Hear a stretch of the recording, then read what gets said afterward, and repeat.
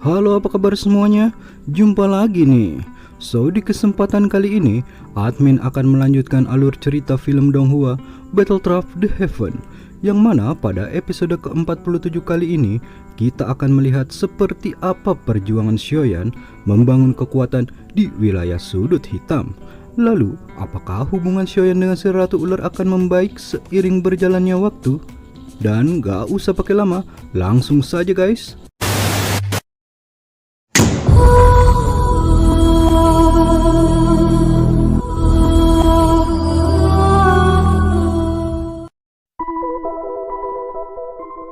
Di suatu tempat di wilayah sudut hitam, dihibur oleh 3 penari seksoi yang bila diamati dengan seksama, tampang mereka persis nggak ada bedanya.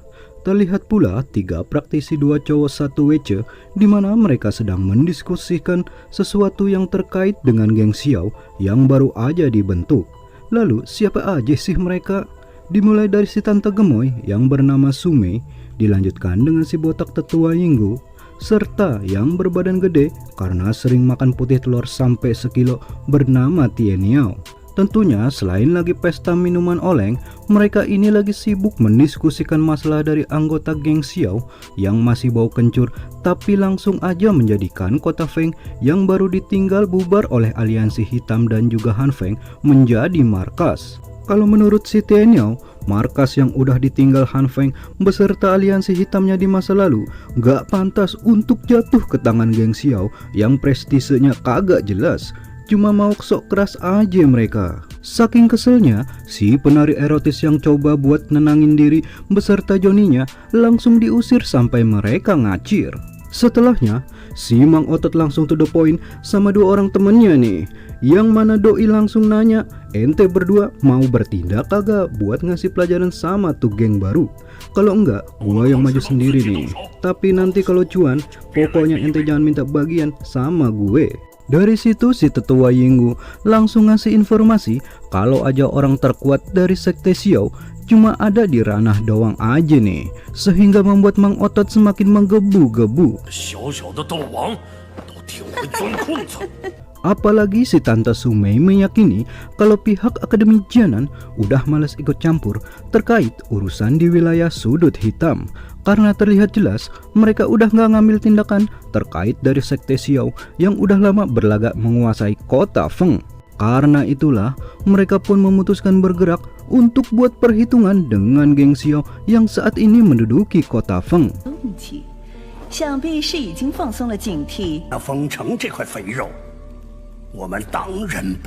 Di sisi lain, kita masih akan melihat Xiaoyan yang terus berusaha menguasai teknik segel dewa pemberian dari Sun Er. Dalam prosesnya, baik Doki dan segel formasi di dalam tubuhnya semakin tersinkronisasi dengan baik, sehingga begitu Xiaoyan melepaskan kekuatan tersebut, gunung yang digempur sebelumnya langsung hancur. Dari situ, Doi benar-benar puas dengan dampak yang mantap dari jurus yang dikasih Sun Er. Bahkan, hanya dengan segel pertamanya saja, kekuatannya sudah setara dengan teknik daun gelombang balok milik Xiaoyan. Sehingga kini Xiaoyan memiliki teknik tempur tambahan lagi saat Doi tempur. Dan gak berselang lama, Xiaoyan menerima sebuah pesan yang dikirim oleh seekor burung dari kakaknya di wilayah sudut hitam. Lalu setelah membaca isi di dalamnya, tanpa ragu sedikit pun si cewek berbaju merah dipanggil dengan nama baru yang udah dia kasih sebelumnya. Pokoknya dipanggil terus sampai si Doi muncul.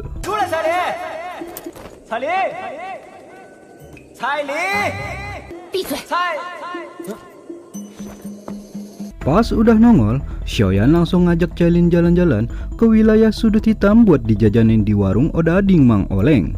Meski sempat gak mau, namun dengan sedikit ancaman dari Xiaoyan plus bilang bakalan ditraktir gorengan dan teh hangat, membuat pendirian Cailin goyah. Dari situ, Xiaoyan langsung pergi ninggalin Mbak Cailin yang emang lagi ngidam bakwan pedes.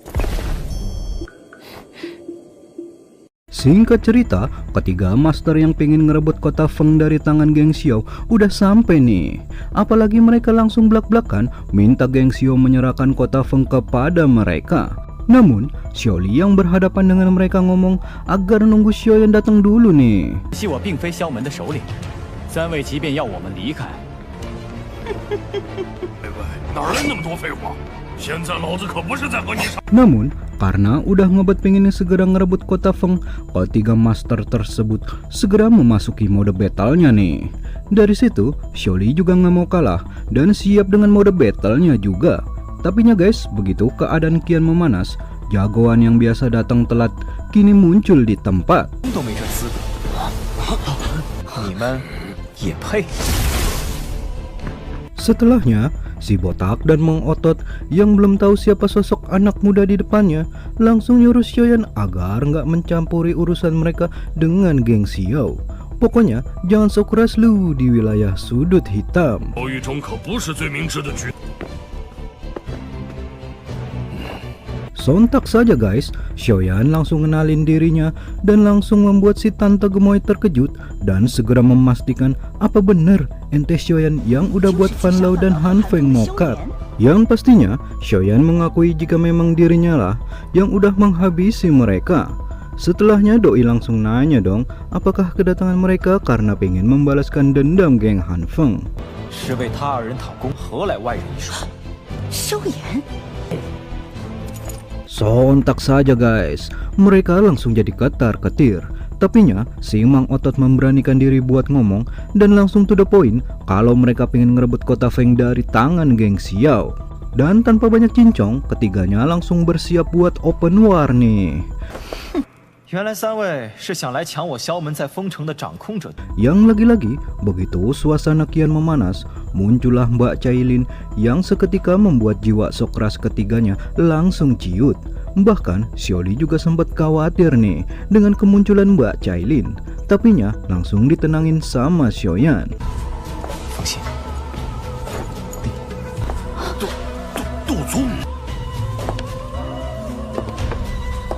Dari situ, cuman dengan jalan santai sembari ngelirik manja, udah langsung membuat nyali ketiga master yang sebelumnya sok keras tiba-tiba menjadi lembek.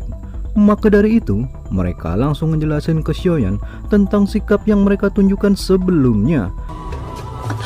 小门主，今天的事其实是个误会，今后定会警告其他人，日后不要。 Serta kedepannya mereka nggak bakal berani ngusik-ngusik kota Feng lagi yang udah jadi milik geng Xiao.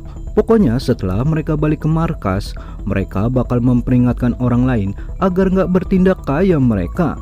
Sampai-sampai si Tante Sumai minta maaf dengan menundukkan dirinya supaya masalah mereka cepat terselesaikan.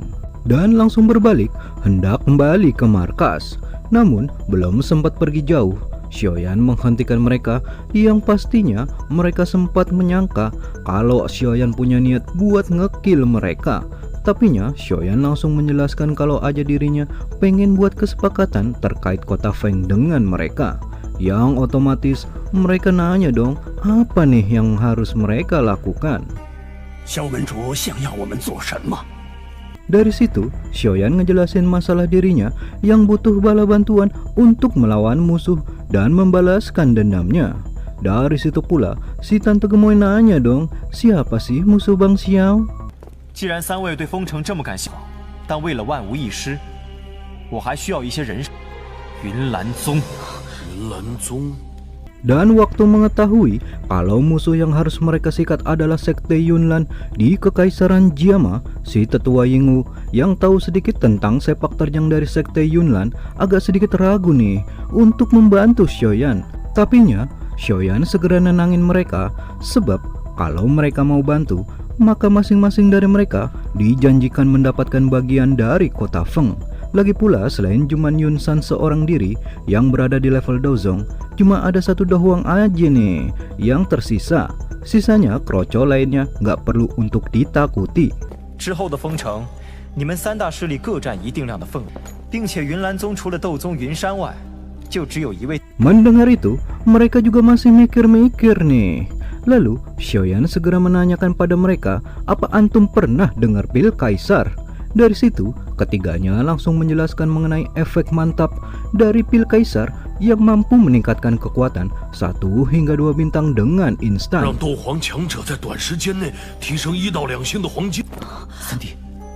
Tidak hanya itu, kekuatan dari sisa obat bahkan dapat memperkuat tulang dan juga meridian. Pokoknya, di antara pil tingkat 6, pil tersebut termaksud pil level puncak. Yang otomatis, mereka nanya dong, apa Bang Xiao punya itu pil? Yang langsung dijawab, kalau abang ini malah bisa buat dek. Lalu, agar mereka lebih yakin dan terlihat keren, Xiaoyan pun nunjukin api surgawi hijaunya yang otomatis bikin mereka tercengang sampai menganga. Setelahnya, Xiaoyan langsung ngasih tahu mereka tentang identitasnya yang juga seorang alkemis tingkat 6.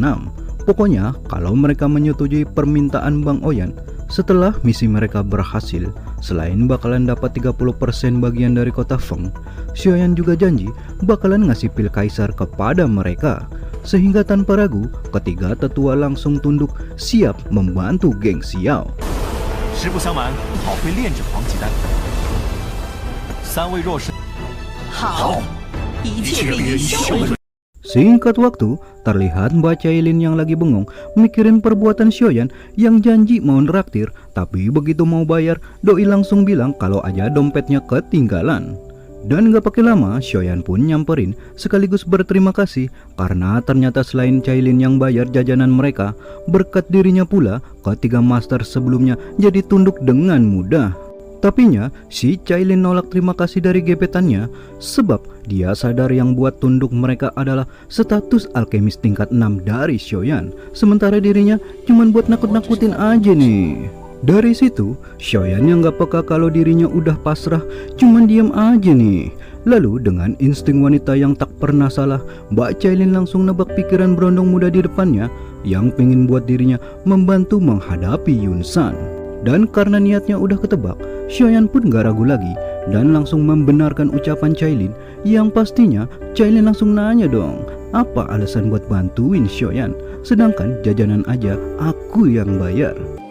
可我凭什么帮你？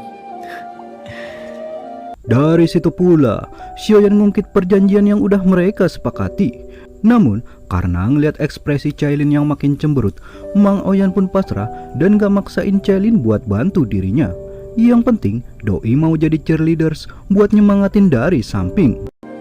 你还挺懂我，你若是不想出手，我也不会强求。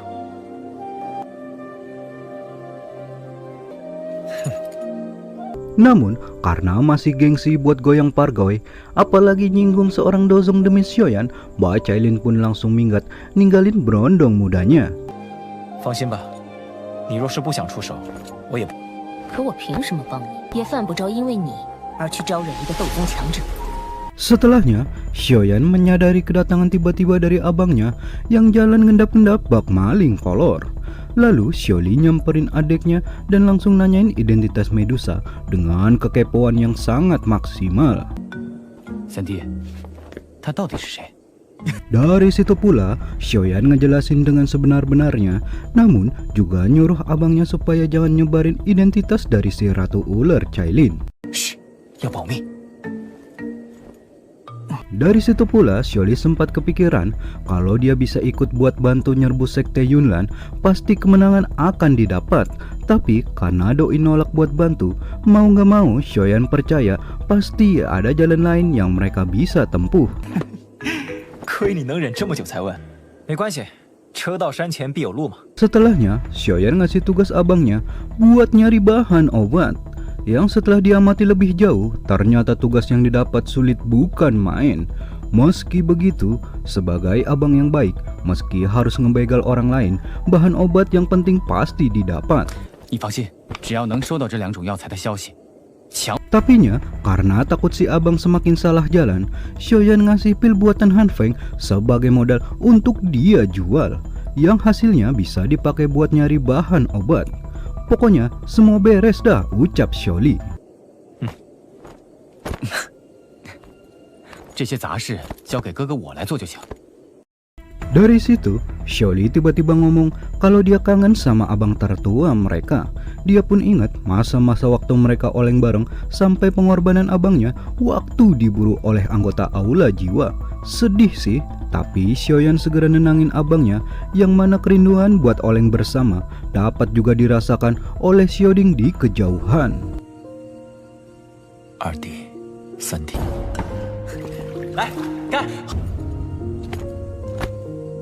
别太担心。三弟，我这就去安排你的事，放心吧。 Singkat waktu, Xiaoyan datang ke ruangan obat peninggalan Han Feng. Nah, dengan persepsi spiritualnya, dia memindai setiap ruangan untuk mencari bahan obat yang dia butuhkan. Sebab dia berencana untuk membuat pil spiritual ungu yang pernah dia janjikan sama Hai Bodong. Lalu, setelah ngumpulin semua bahan obat yang dia perlu, ditandai keluarnya kuali obat baru, proses pembuatan pil tingkat 6 resmi dimulai. 小雨，可不。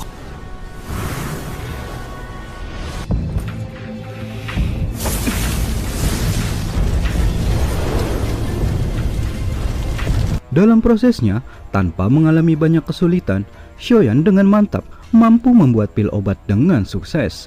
Dan dari situ pula Xiaoyan benar-benar puas dengan kinerja kuali barunya yang bahkan bisa menahan fenomena yang timbul akibat terbentuknya pil obat tingkat tinggi. Pokoknya gak kalah mantap dengan kuali setan hitam milik gurunya. 竟然能掩盖6品丹药带来的异象，吃吧。 Gak pakai lama, pil obat pun disimpan di botol giok. 跟那尊黑顶一样，同列天顶榜之上。 Namun lagi asik sama pilnya, dengan tergesa-gesa abangnya datang lagi. Dari situ dia ngasih tahu Xiaoyan tentang rencana ambisiusnya yang mau bikin pelelangan supaya cuan yang mereka dapat jauh lebih dahsyat. Tapinya dia langsung ngasih tahu Xiaoyan kalau aja event yang bakal dia buat kelak, takutnya akan ada sisa geng aliansi hitam yang bakal datang buat cari masalah, terutama nih si tetua kembar Jinyin. Bolehlah dia takut sama Akademi Jianan, tapi kagak sama sekali dengan mereka. Dari situ, Xiaoyan ngejamin kalau dia bakalan siap turun tangan buat nyelesain semua masalah yang timbul di pelelangan kelak. Yang penting, buat sekarang abangnya fokus dengan pelelangan, yang sayangnya kita harus melihatnya di minggu depan.